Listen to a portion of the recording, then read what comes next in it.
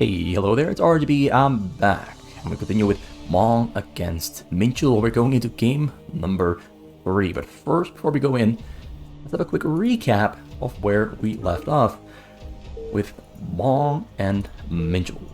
Wait, actually, this is accurate. Both players won a single game. Mong won game number 1, and Minchul won game number 2. And now we're in a cross-map situation here with Mong on the name Walmu Wang, which actually is meant to mean Balmu Wang, which is Korean for fastest king or something.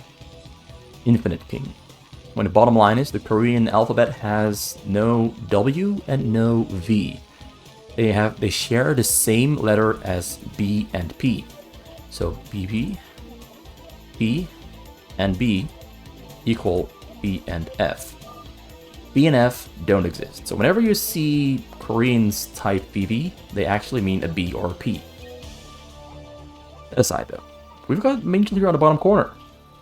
Minchul on the bottom corner on the other side of the map on the Zerg against Terran. Mong's Terran against Zerg is probably the very best Terran against Zerg on fastest map. I've never seen this guy lose this matchup. He is absolutely disgusting.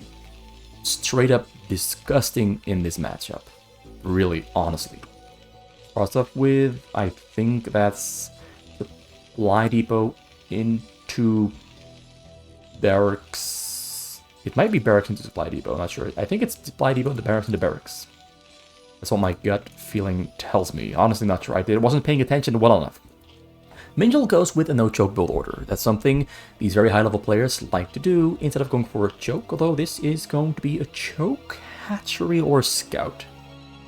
Minchul likes doing funky stuff, so I tend to not want to predict what he's doing. As we saw in the last 2 games, he does stuff that nobody else kind of does. He does very unique stuff. He is an innovator. He is creative, impulsive, arrogant as well. And the combination of all those things combined delivers very interesting choices and build orders from this player. So it's 2 hatcheries into a pool into gas, kind of the standard non-choke build order opening. The fact that they're cross-map is going to make this game a little bit easier for Minchul because he's going to have a little bit more time before Mong arrives in his base to hurt him. We can play this a little bit more lenient, a little bit more carefree, although this Marine here is getting closer. That SCV also getting closer and more Marines entering the middle of the map. Maybe there's a chance that Minchul is going to play this a little bit too carefree, although we do have a sunken there on the way to cover the entire base to protect every single little part of it. I mean, there's a small little opportunity for Mong to move into this small little corner or right there and attack the pool and the hatchery. Getting in there is going to be difficult, and by the time Mong is going to try to look for an opening to kill and attack and hurt, Minchul will most certainly have this portion protected as well. So we're almost at 100 gas. We're going to see Zergling speed first. It's already on the way actually. So the lair is second on the way. Zerglings now being produced. Mong sending units across the map, building a bunker inside the pathway, which Minchul might actually not be able to see. He doesn't see it, he doesn't know. He's gonna run his Zerglings into it. Well, he finds it and turns around just in time, so he is safe for now in that regard. But the bunker there in the front is a very wise choice from Mong because it's going to limit Minchul's offensive options. Because he first has to break through somewhat of a wall and the bunker can get repaired. This is a very strong position for Mong to build right here. Going to be difficult for Minchul to break free. There's a supply depot being built there as well alongside the factory. The factory protected by the bunker and the supply depot and the Marines of course as well. And the machine shop will basically wall this small little portion there off as well, only making a very small little pathway for Minchul and Mong to walk through. So Minchul went for a very aggressive opening, but the aggressive opening not quite going to work. The only purpose those Zerglings now have is keeping those Marines away from moving beyond this small little line of structures. If Mong moves in, Zerglings attack and surround. He's kind of stuck right there for now. Minchul building a couple more Sunkens because he knows that Mong will come out punching with a pretty strong medic marine firebat army very soon. And he's going for, it looks... He's not going for lurkers. I thought he might go for lurkers, but he changed his mind. He's going for Mulisks instead there. Spire, they're on the way, all the way in the back. Marines now feel like they've got to move. They've got Stim upgrade finished up and a medic there on the back to support them.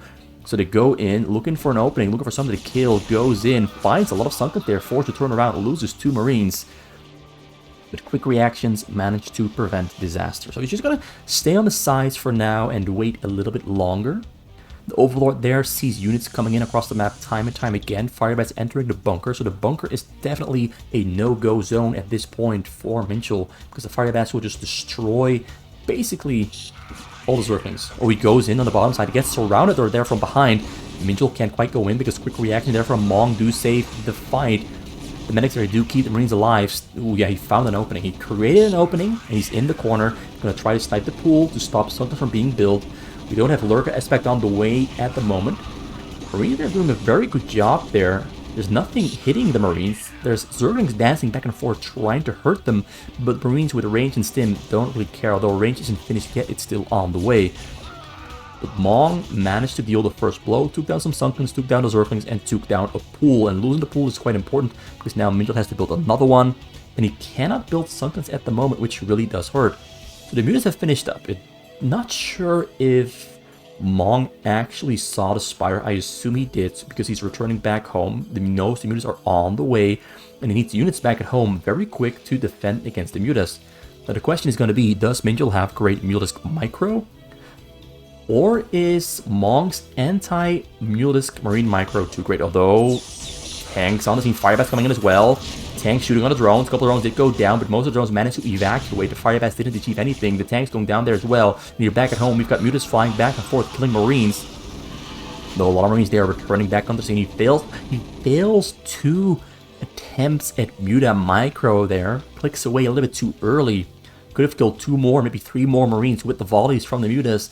That is a little bit of a bummer for Minchul, but at least Minchul managed to keep his workers alive, and he managed to force Mong to pull back his factory and abandon this small little wall there in the front. So Mong didn't quite achieve what he had in mind, but he's still in a pretty good position with more workers, although the supply count is about even at the moment. So it's going to all come down to who of these two is going to have the superior micro and multitasking, or maybe just the best choices. Vessels are on the way. We've got Radiate there being researched at the science facility. They're going to fly into that Overlord there, so Minchul should know it's coming, but does he have Scorches prepared? Flying back and forth there on the hill to snipe Marines without the Marines actually being able to fight back all that much. Units are doing a great job there. Vessels did get spotted out there by the Overlord. Still dancing back and forth. Vessels are coming in. We'll look at this one real quick, see if he's responding. He's not responding. The Scourges are still hanging in the air. He does not have Burrow. Burrow is very close to finishing up. Burrow hasn't finished yet. Burrow finishes up, but the drones are not getting burrowed. Drones are all dead. They're all dead and gone. He was too focused on the micro there with the Mutalisks, and he calls GG. That was a very anticlimactic game. But honestly, if that happens, the game is just over. Burrow did finish just in time. He just wasn't looking. And honestly, it's difficult. He did see it, but he assumed it wasn't gonna be there just yet. Mong just went straight for the drones, didn't waste any time on it. Look how little reaction time there is, honestly. Like, he has vision right there and vision right here. But this is a very small little time of reaction you've got. Basically, the vessels appear, and the moment they are within range of hitting the drones, they're already here. So you have very little time to respond, maybe less than a second before the radiate comes down from the time the vessels become visible. It's just very difficult to respond if you don't have vision on your corners. He does have vision right here. All those overlords are here on the bottom side. He didn't spread them out all that well. He spread these out, but not the other 5 here in the group. There's a total of 6 here. These 6 overlords, if he spread them out all over the sides, he could have had a lot of vision to respond in time to this attack right here. So that's kind of a mistake for Minchul there. I'm kind of going into this a little bit more than maybe I should, but splitting these overlords up would have given him enough time to see the vessels coming in, to utilize the Scorches to intercept them, to kill the vessels, protect his drones, or maybe just burrow them up in time. But not having vision on this entire box here, like this entire box, it's completely dark, just doesn't give him any reaction time to respond, to radiate, and to burrow his drones. It's gonna be another win for Mong. Let's see, Mong gets win number 2. Means we're now going to game number 4. Let's see what the matchup is going to be. It is a Protoss against Zerg again between both players. And this time around, maybe they're playing random against random and just telling the race they got on Discord. Because these two players kind of trash talk each other while they're playing on Discord. It's also why we don't see GGs, because they call GG on the Discord. Okay, game number 4. Protoss for Minchul again. Zerg for Mong again. This is going to be a repeat of game number 2, although the spawn locations are a little bit more in favor of Minchul in my opinion. He's very close to Mong, so Mong is not going to have much time to respond to anything. He's basically going to be in harm's way right from the start, depending on what build order Minchul is going to go for. He also scouts the wrong way. Which is his saving grace, but also a curse. Because the Overlord is not going to find Minchul very early on, so he's not going to have information on what Minchul is doing. But Minchul also actually will not know that Mong is right next to him when the Overlord scouts him. So there's benefits and downsides to this specific situation. Mong goes for hatchery first. Minchul is saving up minerals, which leads me to believe he's not going for a Nexus. I thought he was going for a Nexus, but he's going for triple gateway or double gateway pylon. This is kind of very aggressive build order. Very aggressive. Looks a lot like a Protoss against Terran build order. He scouts to a middle spawn first. He might scout just to choke. He might scout the entire base. If he scouts the entire base, there's a chance he might find the Overlord there on the side. But will he? Doesn't find it, so he still doesn't quite know. Neither player at the moment knows. Hatchery in the corner? Is he going to build a second hatchery in the corner? He's up to something funky. He's going for triple hatchery before going for a pool. This might be a very fast game. It might not be. It really depends on where is Minchul going to send his zealots to. If he sends his zealots to Mong's spawning base here, it's going to be a quick game, because when you go for triple hatchery and you're facing zealots, you're dead. Just the pool is never going to finish on time, and he's going to die really quick, within the blink of an eye. He actually splits his zealots up, which is going to give Mong a little bit more time to respond and defend himself. More zealots are on the way. The fact there's only one zealot coming in to hurt him, he's going to have a little bit more time. Well, not more time. He's only going to have to defend against a single unit. Is that another hatchery? Hatchery number 5 there, already on the way, cancels it. He's going to have to make some creep colonies. The goons are on the way there in Minchul's base. The zealot hasn't killed anything yet so far. Mong doing an amazing job of keeping his drones alive. Let's just highlight the drones and see how many are on low HP. Like, look, not a single drone has gone down so far. Okay, 1 has gone down. 2 has gone down. 3! Not 3 yet. So more zealots arrive on the scene, but Zerglings are finishing up. Now imagine if that had been 2 zealots instead of 1. The damage would have been much more severe and probably game ending, but Mong somehow manages to, well, prevent himself from dying. Overlord hatcheries in the corner there are gonna throw Minchul off with his game plan. He might not know they exist. Maybe he just thinks, why is he so small? What's going on here? But it looks like no alarm bells have started ringing. Also, I like this setup. Dragoons behind a zealot and pylon, while the Zerglings are not going to get out. The Zerglings are not going to hurt Minchul. Minchul playing this on very smart. I've actually not seen this specifically done by anyone before. Not that I've seen anyone ever do this specific corner hatchery stuff. Looks like Mong is trying to transition into mass Zergling. But Minchul here responds to it very, very wisely by going cannon behind a wall of pylons and zealots. It's going to be very difficult for Mong to break free. He wants to break free, but he can't.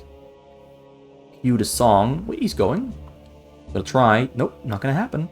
Cannon number 2 already on the way. Here back at home, we got a Citadel of Adun and Dragoon range being researched alongside level 1 weapon attack for the Zealots.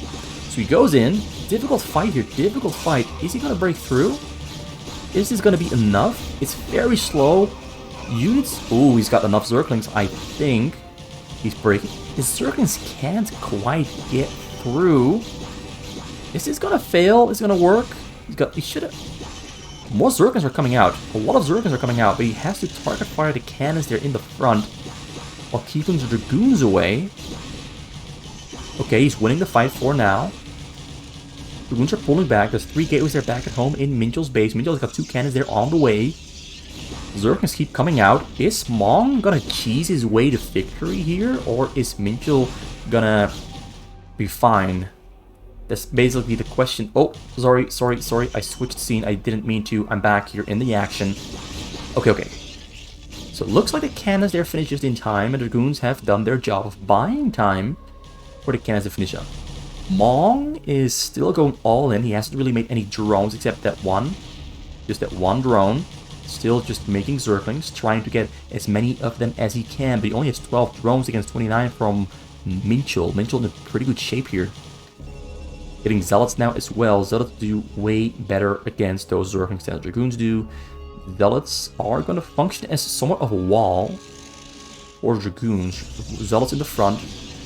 Mong comes in, tries to get a surround. Minchul tries to micro his way out of the surround, and he's doing so quite successfully. Gets 4 Dragoons out of there, but 3 Zealots and a Dragoon do get stuck behind the Zerglings. Zerglings now looking for a way in. Only 2 cannons, 4 Zealots, 4 Dragoons. Will Minchul have enough time to get himself operational defense in the defensive manner? Zerglings still running back and forth. Zealot speed is finished up, and level 1 attack also finishing up very soon. Zerglings don't like level 1 attack. They're on the Dragoons and the Zealots because the Zerglings are going to die very quick once the level 1 attack is finished up. He's running back and forth, microing like a boss. He's almost on 500 APM. Trying to get in there, trying to get a surround. Gets a surround on most units, but the cannons are in the back. Are actually not contributing. It's only Zealots and Dragoons, but the Zealots and Dragoons within this very compact build order style from Minchul are just too strong. It's too difficult for the Zerglings to get a surround on any of those units, and Zerglings are best when they get a surround, and the micro there also so damn good from Minchul, keeping his Zealots alive brilliantly. Mong now trying to build Sunkens there in the front, but not going to finish them up in time, as Minchul is already knocking on the front door with his small army. But big enough army, I assume. Mong needs more Zerglings. 9 of them are on the way. Sunkens are finishing up in the front very soon, but not soon enough, not quick enough. More units coming from the base. He's got about 9-10 gateways in total, of which 8 are finished and 2 are still on the way. Breaks through the front door. Sunken there in the back, finishing up, contributing. Zerglings arriving on the scene, but not doing enough damage. Dragoons there in the backside. Wait, is this... No, not gonna work. Zerglings are coming in. Zealots take down the Sunken. There's too many Dragoons and Zealots. Very interesting game from Mong. But I think he kind of misplayed the break. I think he kind of misplayed breaking into the middle. He did break out successfully, but it cost him so many Zerglings in total. Interesting game.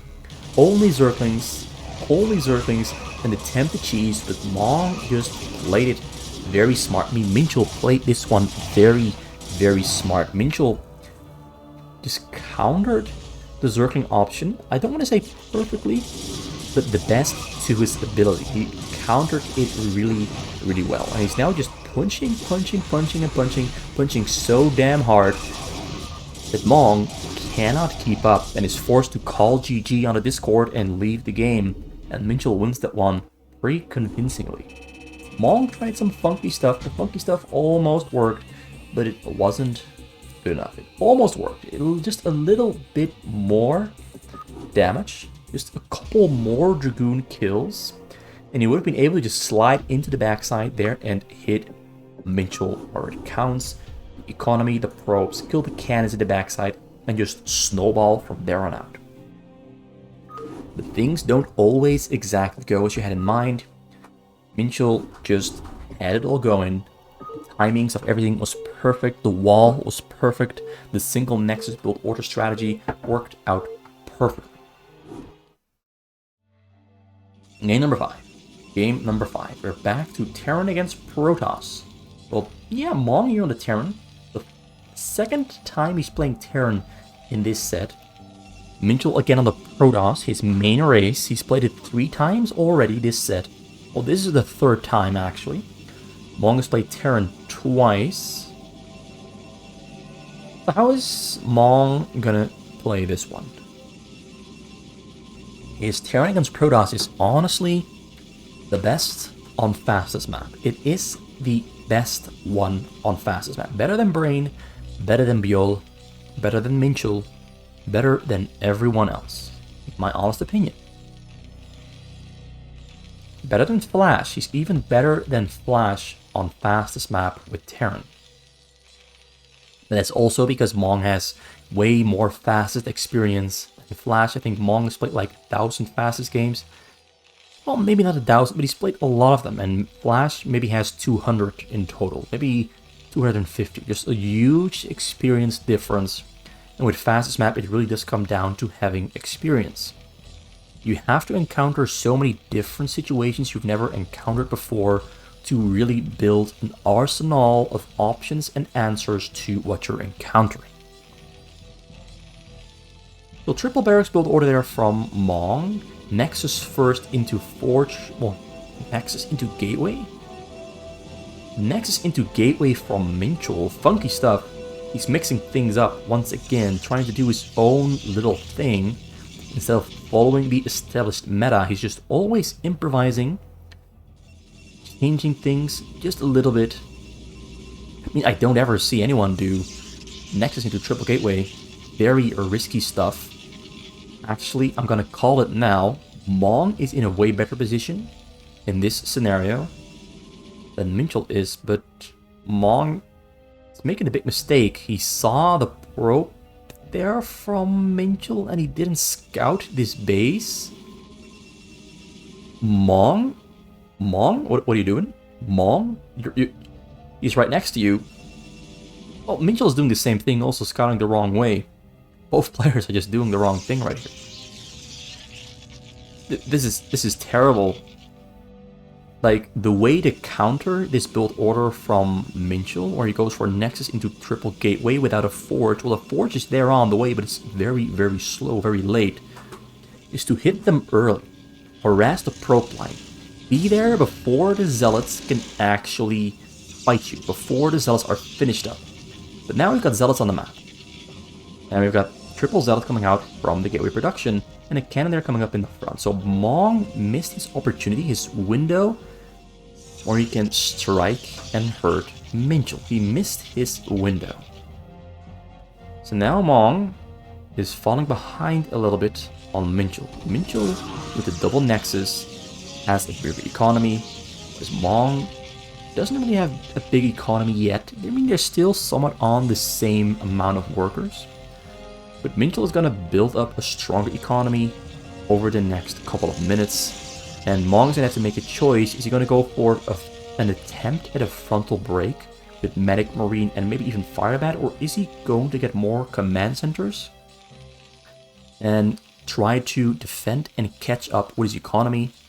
Considering he's right next to Minchul. When you're right next to a Protoss, you don't have to take a lot of risks. You can just turtle up and play with the hill. Try to abuse the hill with tanks. Turtle and push from the hill.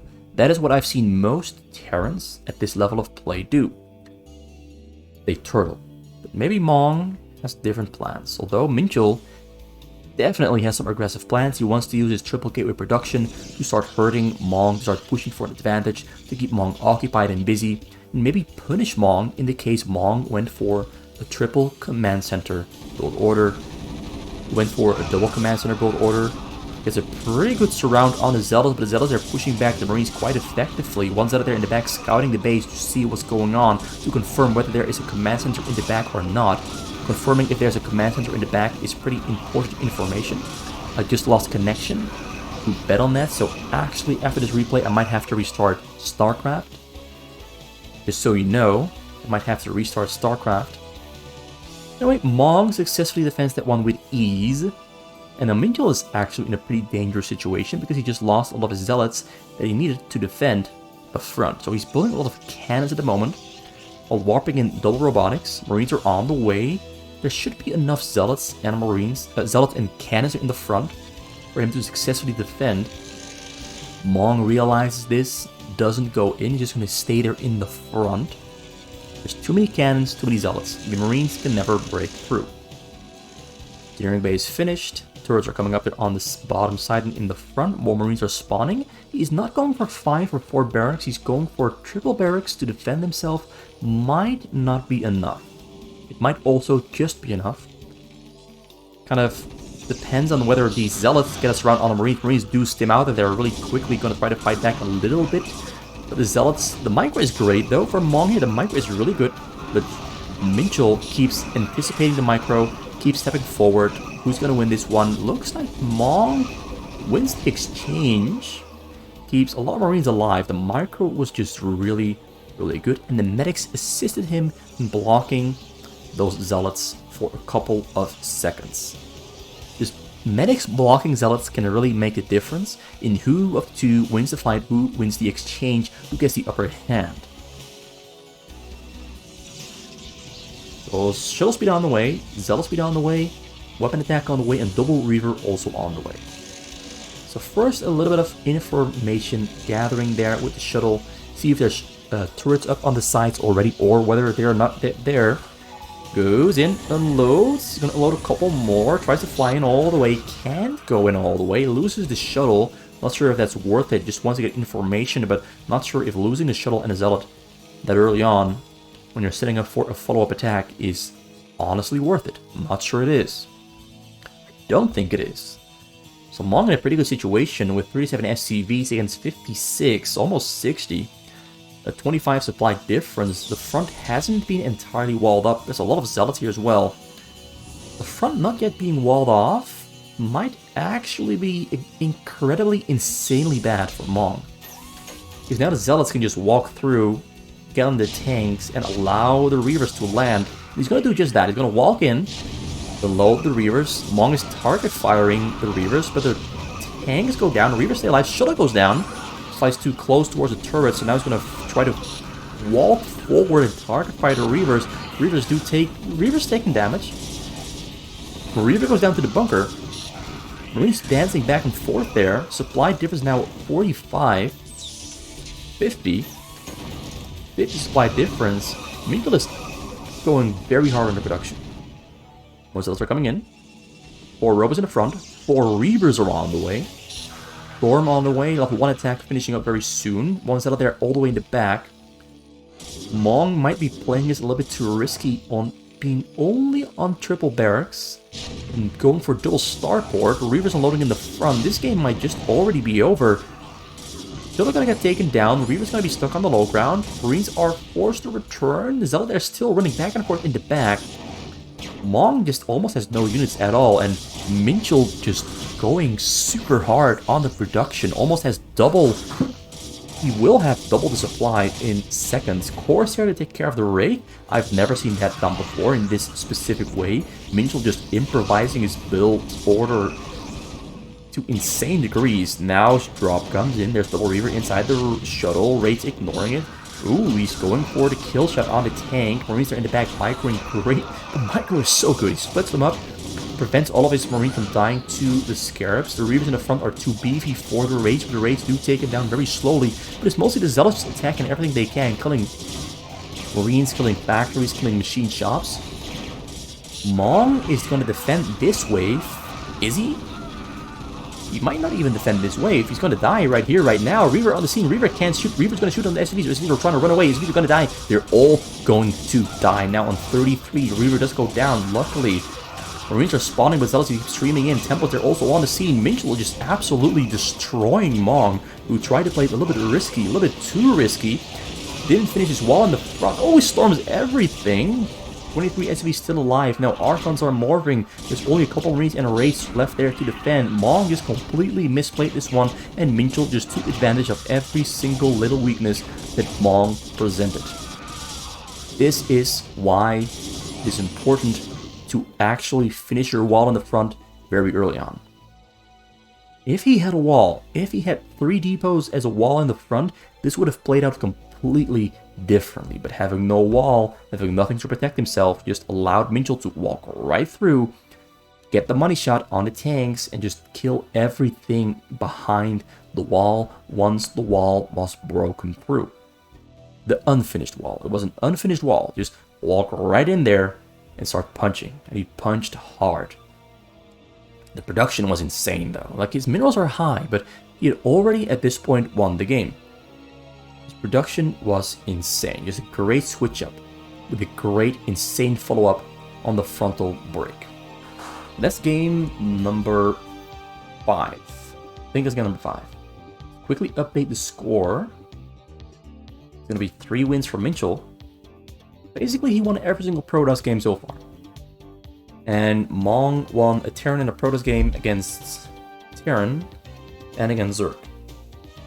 Basically, Protoss reigns supreme. Although I think if Mong had a great shot if he managed to defend. He would have had a really great chance at winning this game. Anyway, that's game number 5. There's a couple more games left in this set, but they're a little bit longer, so I'm going to call it a video right here. And we're going to continue with part number 3 and the last couple of games in the next video. And I hope those games are going to be just as great as these ones. These ones were shorter, a lot shorter, but very well played. Thank you for watching. It was RGB for RJBTV. Not RGB, but RJB. Yeah, hope to see you return next time. It was fun watching these together with you. I'm looking forward to sharing these moments with you again in the near future.